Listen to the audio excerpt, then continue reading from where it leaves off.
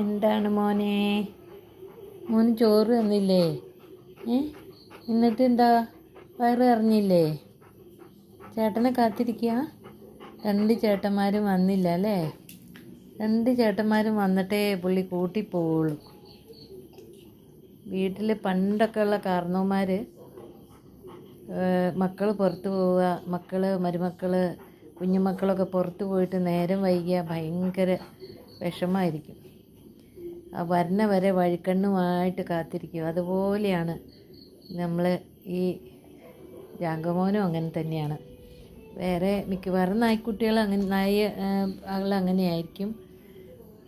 ഇവനെ ഇതുപോലെ ഏട്ടന്മാർ വന്നില്ലെങ്കിൽ പിന്നെ കൂട്ടി പോകണമെങ്കിൽ ഏട്ടന്മാർ ആരെങ്കിലും വരണം. ആരെങ്കിലും അല്ല, രണ്ടാളും വന്നു കഴിഞ്ഞാൽ അവൻ കൂട്ടി പോവുള്ളൂ. അത് അവൻ്റെ കടമയാണ്, അവരെ കാത്തിരിക്കുക എന്നുള്ളത്.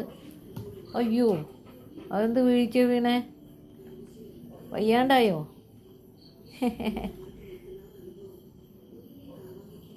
അതൊരു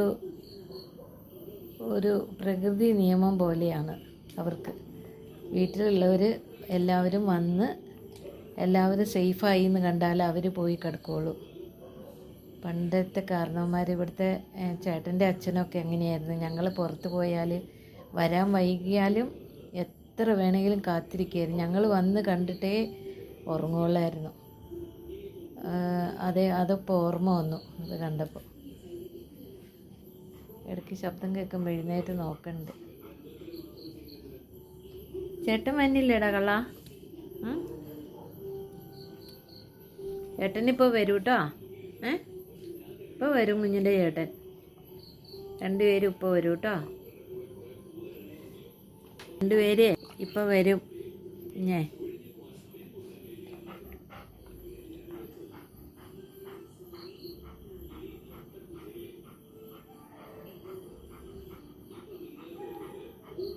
ഭക്ഷണം കഴിച്ചില്ലേ കുഞ്ഞെ? നീ കിടന്ന് ഉറങ്ങാൻ മേലേ എനിക്ക്?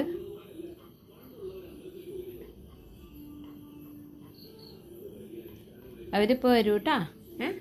അവരിപ്പോൾ വരൂ കേട്ടോ.